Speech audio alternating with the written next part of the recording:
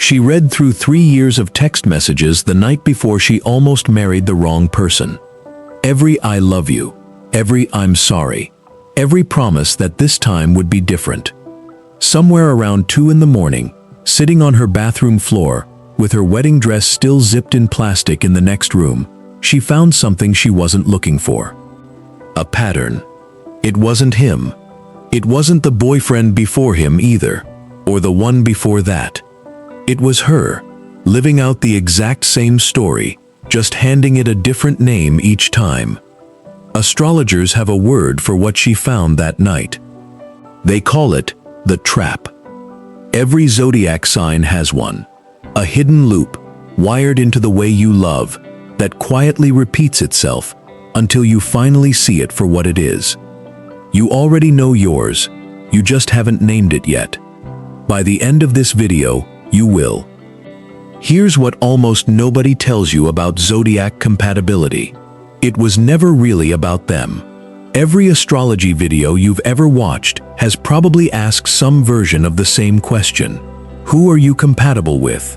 Which sign should you date? Which one should you run from? That question misses the actual story. Because the real reason certain relationships fall apart, the real reason you've had the same argument with 3 different people, or felt the same ache in every goodbye, has very little to do with who you chose. It has to do with what you were protecting. Every sign in the zodiac carries a wound, not a flaw, something tender, something old, something most people never even notice they're guarding until it gets touched. And when it gets touched, something strange happens. The very trait that makes you magnetic, the thing people fall for first, quietly turns into the thing that pushes love away. That's the trap, and it doesn't care how self-aware you think you are. Where the trap actually comes from. Think about the last time a relationship ended, or nearly did. Chances are, it wasn't one big betrayal. It was smaller than that. A silence that ran on too long. A joke that cut deeper than it should have. A text left on read for 4 hours that somehow felt like 4 years. Something small got touched, and something enormous came out. That's not random. In astrology, every sign is ruled by a planet, and that planet doesn't only shape your personality, it shapes exactly what you're afraid of losing. Your ruling planet writes the rules for how you love. It also writes the rules for how you panic. Most people spend their whole lives reacting to that panic without ever naming it. They call it being sensitive, or needing space, or not ready. They blame timing. They blame the other person. They blame everything except the one thing that's actually true. The trap isn't your partner. The trap is the part of you that shows up the second love starts to feel real. The part that was never really about them at all. So let's find yours. We'll go one sign at a time. Watch for the moment you recognize yourself. It usually happens faster than people expect. Aries, in love with the chase. Picture the beginning. That's where Aries is unstoppable. The tension, the pursuit, the way one good morning text can feel like the opening scene of something enormous. Ruled by Mars, the planet of desire, Aries falls in love the way a fire catches. Fast, bright, a little out of control. In the early days, they'll rearrange their whole week around someone they met 4 days ago. That's not an exaggeration, that's Mars. But here's what almost nobody warns them about. The moment a relationship stops being a chase, the moment it turns safe, steady, and predictable, something in Aries starts to panic. Not because the love faded, because the fire needs something to fight for, and comfort doesn't feel like something worth fighting for. It feels like something to escape. So they start a fight over nothing. They pull back right when things are going well. They mistake peace for boredom, and boredom for the end. The relationship rarely falls apart because Aries stopped caring. It falls apart because no one ever taught them that the quiet part of love, the unremarkable Tuesday nights, the nothing special dinners, isn't the opposite of passion. It's what passion becomes when it survives. Taurus, loyal to a fault. Now picture the opposite problem. Taurus doesn't run from stability. Taurus runs toward it and then refuses to leave, even long after the relationship has quietly gone still. Ruled by Venus, the planet of comfort, Taurus doesn't just want a partner. They want a home, a rhythm, something solid enough to build an entire life on top of. And once it's built, tearing it down feels less like heartbreak and more like losing a limb. So they stay. They stay through the version of the relationship where the laughter got quieter. They stay through months of feeling more like roommates than lovers. They stay because change, even change that would set them free, feels far more frightening than staying unhappy. Ask a Taurus why they haven't left, and you'll rarely hear, "I'm scared." You'll hear, "It's not that bad," or "We've been through too much to quit now." Here's the sting. The same loyalty that makes Taurus one of the most devoted partners in the entire zodiac is the exact trait keeping them stuck in something that stopped being love a long time ago. Their strength and their trap are the same thing. Keep that in mind. You're going to see it again. Gemini, the escape artist. Gemini falls in love with words before anything else touches them. The late-night texting, the conversation that somehow runs 4 hours without anyone noticing the time. Ruled by Mercury, the planet of communication, Gemini can make a total stranger feel like an old friend inside a single conversation. But watch closely, and something odd shows up. The instant that connection stops being clever and starts being real, the instant it shifts from flirting to feeling, Gemini gets quiet in a very specific way. They joke instead of answering. They change the subject. They intellectualize an emotion instead of sitting inside it. It isn't that they don't feel it. They feel it intensely. It's that feeling it fully means being predictable, and being predictable can feel, to a Gemini, dangerously close to being trapped. So they keep one foot out the door, not because they're planning to leave, because leaving the door open is the only way the room doesn't start to feel like a cage. Partners often describe loving a Gemini as trying to hold water. Not because Gemini is dishonest, most aren't. It's that naming a feeling out loud can feel like signing a contract they're not sure they'll be able to keep. The trap isn't dishonesty. It's the fear that depth means losing the freedom to change your mind. Cancer, waiting to be understood. If Gemini's trap is talking around a feeling, Cancer's trap is refusing to say it at all. Ruled by the moon, Cancer feels everything. Every shift in tone, every distracted silence, every "we need to talk" before the sentence even finishes. That sensitivity makes them some of the most attentive partners in the zodiac. They remember what you said 3 arguments ago. They notice something's wrong before you do. But along the way, most Cancers absorb a dangerous lesson, that asking for what you need is how you get hurt. So instead of asking, they wait. They wait to be noticed. They wait to be comforted without having to explain why they're upset. They wait for someone to read the silence correctly, and when no one does, the hurt doesn't vanish. It goes underground, dressed up as a bad mood, a short answer, a door closed a little too firmly. Their partner is left standing outside a locked room with no idea what they did wrong. Here's the piece that finally cracks the pattern open. Cancer isn't punishing anyone. They're protecting themselves the only way they know how, by making love prove itself before they'll ever risk asking for it directly. But love that has to guess correctly every single time will eventually guess wrong. And that's when Cancer feels loneliest, in a room with someone who actually loves them. Leo, loved loudly, seen rarely. Leo doesn't fall in love quietly. Ruled by the sun, Leo loves in gestures, showing up, showing off, making sure the whole room knows exactly how they feel. It isn't vanity, It's devotion, with the volume turned all the way up. Give a Leo someone to be proud of, and they will build them a stage. But turn the cameras off, and something shifts. In the ordinary moments, no audience, no grand gesture, nothing to perform, Leo can feel strangely invisible. Being loved loudly is easy for them. Being loved in the unremarkable, nobody's watching way is where they start to quietly wonder if they're enough without the spotlight.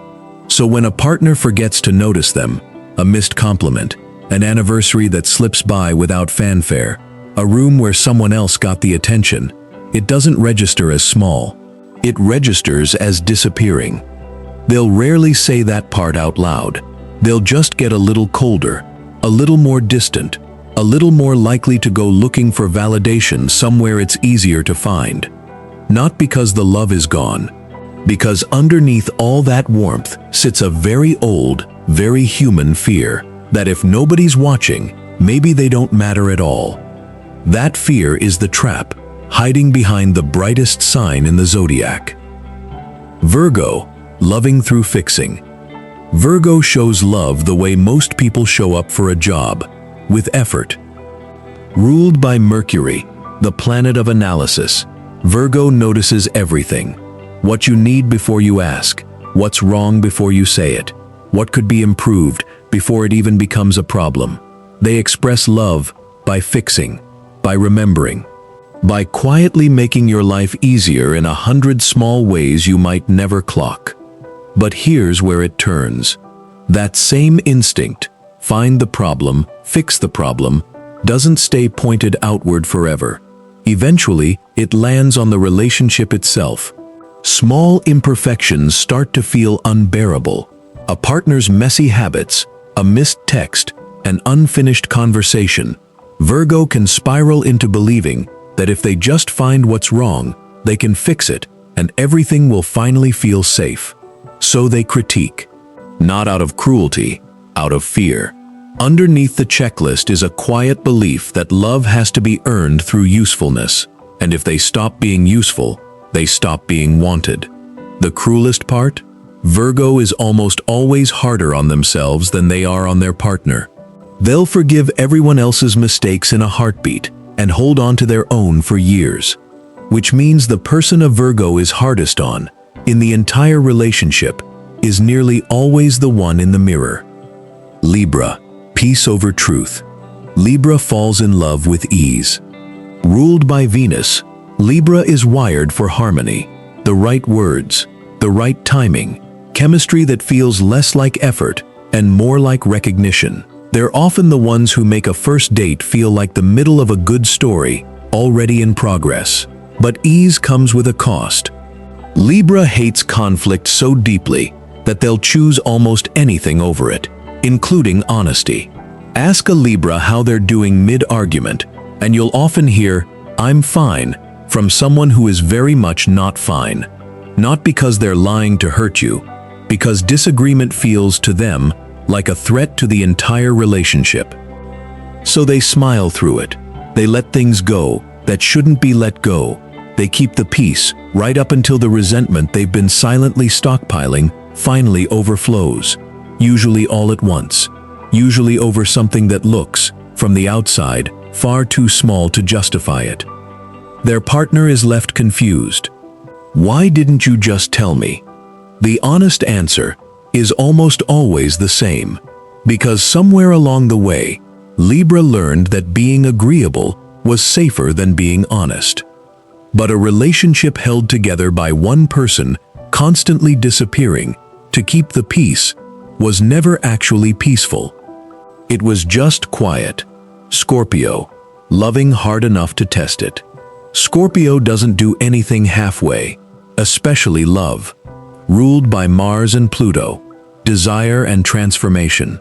Scorpio falls in love with an intensity most signs can't match. When a Scorpio commits, it's total. No games, no half measures, nothing casual. Which is exactly why betrayal terrifies them more than almost anyone else in the zodiac. So, often without realizing it, Scorpio starts testing. A little distance, to see if their partner chases. A guarded answer, to see if they push for the truth. In the more painful version of this pattern, they'll even manufacture the exact situation they're most afraid of, just to prove once and for all whether this person is actually going to leave, the way everyone else did. From the inside, it rarely feels like a test. It feels like protection. But partners on the receiving end describe something else entirely. Walls that appear out of nowhere, jealousy that seems to come from thin air, a closeness that can flip into suspicion in the space of one unanswered text. Here's the truth underneath all of it. Scorpio isn't trying to control love, they're trying to survive it, because somewhere in their history, love and loss arrived together, and no one ever taught them how to trust that this time could be different. The trap is loving so hard that you have to make sure it's real before you'll let yourself believe it. Sagittarius, terrified of the cage. Sagittarius falls in love with possibility. Ruled by Jupiter, the planet of expansion, they're drawn to whoever makes the world feel bigger. New ideas, new places, new versions of themselves they haven't tried on yet. In the beginning, loving a Sagittarius feels like being handed a passport. But around the point most relationships start to settle, moving in together, meeting the family, using the word someday, something in a Sagittarius starts quietly counting exits. Not because they've stopped caring, because commitment can start to look, to them, like a map with the edges already drawn in. And Sagittarius has spent their whole life afraid of a life with edges. So they create distance, disguised as independence. A trip they suddenly need to take alone. A conversation about the future they keep steering back to the present. Sometimes they'll sabotage a genuinely good relationship outright, starting a fight, pulling away, disappearing into needing space, right at the exact moment it asks them to choose. Most Sagittarians don't realize this until much later. The cage was never the relationship. The cage was the belief that love and freedom can't share the same address. That belief has cost them more good things than any relationship ever could. Capricorn, strong for everyone but themselves. Capricorn shows love the way they do everything else, by building something. Ruled by Saturn, the planet of discipline, Capricorn proves love through action, providing, planning, showing up on time, staying when things get hard. Long after the butterflies fade, Capricorn is still there, doing the unglamorous work of making a life function. But ask a Capricorn how they're actually feeling, and watch what happens. Most will deflect. They'll change the subject to something productive. They'll say, "I'm fine," and mean, "I don't know how to say I'm not, and I don't want to be a burden while I figure it out." Early on, most Capricorns learn that being needed was safe, but needing something themselves was not. So they become the one who holds everyone else together, the strong one, the reliable one, the one nobody worries about, and quietly go without the exact comfort they hand out for free. Partners often mistake this for coldness. It isn't. It's armor, put on so early that Capricorn sometimes forgets they're still wearing it. The relationship doesn't struggle because Capricorn doesn't love deeply enough. It struggles because loving deeply still doesn't feel, to them, like permission to ask for anything in return. Aquarius, close enough to panic. Aquarius falls in love with your mind before anything else reaches them.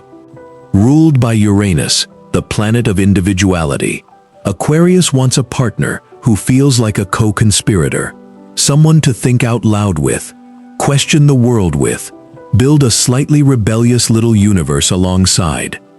But the closer that connection gets, the more Aquarius starts to feel something unexpected: claustrophobia. Not because they've stopped caring, because buried in their wiring is a persistent fear that closeness means disappearing, that the more someone knows them, the less room is left to become whoever they want to become next. So right when things start to feel like us, Aquarius pulls back into I, They need space. They need time alone. They go quiet in a way that feels, to a partner, like being shut out of a house they were just invited into. It isn't rejection. It's self-preservation, dressed up as independence. Here's what most Aquarians won't say out loud. The distance they create to protect their individuality is often the exact thing that convinces the right person to stop waiting around for them. Which means the trap doesn't just cost Aquarius their freedom. Sometimes it costs them the one person who never actually asked them to give it up. Pisces, in love with potential. Pisces doesn't fall in love with people. Pisces falls in love with potential. Ruled by Neptune, the planet of dreams, Pisces sees who someone could become before they've even fully met who they are. It's a beautiful way to love, generous, hopeful, endlessly forgiving. It's also how Pisces ends up staying in relationships that stopped being good for them a long time ago. Once a Pisces falls for the version of someone they can imagine, the one who finally shows up, finally changes, finally becomes who they promised they'd be, letting go becomes almost impossible, even when the real version keeps falling short. They don't just love who you are. They love who you might be, and they'll wait years for that person to arrive. Along the way, Pisces often loses track of their own needs entirely, dissolving into a partner's world so completely that friends start noticing they've quietly disappeared from their own life. They tell themselves it's devotion. Sometimes it is, but sometimes it's a much older fear wearing devotion's clothes. The fear that if they stop being endlessly understanding, endlessly available, endlessly hopeful, there won't be a place left for them in this love at all. The trap isn't dreaming too big. It's forgetting that they deserve someone who doesn't need to be dreamed into existence first. Notice something as you went through those 12 patterns. Every single trap is the shadow side of a strength. Aries doesn't fall into it because they're weak. They fall into it because they're brave enough to chase what scares everyone else. Taurus doesn't stay too long because they're foolish. They stay because they love harder than almost anyone in the zodiac. Virgo doesn't criticize because they don't care. They criticize because they care too much to let anything stay broken. This is the part most horoscopes never tell you. You were never handed a flaw. You were handed a gift with a blind spot built into it, and the blind spot only becomes a trap when you don't know it's there. There's one more layer, and it's the part astrologers spend years studying. Your sun sign is the headline, not the whole book. Your moon sign shapes how you process emotion in private, and your rising sign shapes the mask you wear before anyone gets close enough to see the rest. Two people can share a sun sign and still fall into completely different versions of the same trap, depending on what their moon has been quietly guarding all along. So the pattern you just recognized in yourself, it isn't the finish line, it's the first door. Remember the woman from the beginning? By sunrise, she still hadn't decided whether to go through with the wedding, but she'd figured out something that mattered more. She wasn't unlucky in love, she wasn't cursed, and she wasn't simply bad at relationships, the way she'd told herself for years. She was a Cancer who had never once, across 3 serious relationships, directly asked for what she needed. She waited, she hoped, she went quiet when she was hurting, and called it not wanting to make a big deal out of it. 3 different men had failed a test they never even knew they were taking. That wasn't entirely their fault. It wasn't entirely hers either. It was a pattern, older than any of her relationships, running quietly in the background of every one of them. She didn't call off the wedding that morning. She called her fiancé instead, and for the first time in 3 years, she told him out loud, without waiting for him to guess, exactly what she was afraid of. He didn't leave. That's not how every version of this story ends. Some patterns cost people the relationship before they ever get the chance to name it. But some people get exactly one moment to catch themselves before the pattern repeats one more time. She got hers on a bathroom floor at 2 in the morning. You might be getting yours right now. So how do you break a pattern you've been running your entire life? Not by fighting your sign. You can't out-argue Mars, and you can't out-logic the moon. The trap doesn't disappear just because you know where it came from. It loosens the moment you see it coming. Start here. The next time you feel that familiar flicker, the urge to start a fight right when things are going well, the instinct to go quiet instead of asking for what you need, the pull to create distance the second someone gets close. Pause before you act on it. Not forever. Long enough to ask one question. Is this about what's actually happening right now, or is this the old pattern wearing today's clothes? That pause is where the trap loses its grip. Second, say the quiet part out loud, to the person actually standing in front of you, not to a notes app at midnight. Cancer's silence, Libra's I'm fine, Capricorn's refusal to ask for help. Every one of these traps survives on being unspoken. None of them survive being said directly to someone willing to hear it. Third, choose people who make room for your pattern instead of triggering it. Not someone who fixes you. You were never broken. Someone patient enough to stand still while you learn, in real time, how to want something without sabotaging it. The stars didn't write your ending. They only sketched the shape of what you'd have to learn in order to become whole. Maybe the zodiac was never really about predicting who you'd fall in love with. Maybe it was always about this, showing you the exact shape of your own fear, so that one day, when you feel it rising in the middle of a good thing, you recognize it for what it is, instead of letting it drive. Every sign in the sky carries a wound, and every single one of them comes with a way out. The stars never wanted to tell you who to love. Maybe they just wanted to show you why some people leave fingerprints on your heart forever, and why, sometimes, the hardest person to finally let love you is yourself. So tell me, which trap did you recognize? Yours or someone you love? If this helped you see your own patterns a little more clearly, subscribe to Zodiac Love Files. There are a lot more mysteries of the stars still waiting to be opened, and probably a few more hiding in you than you think.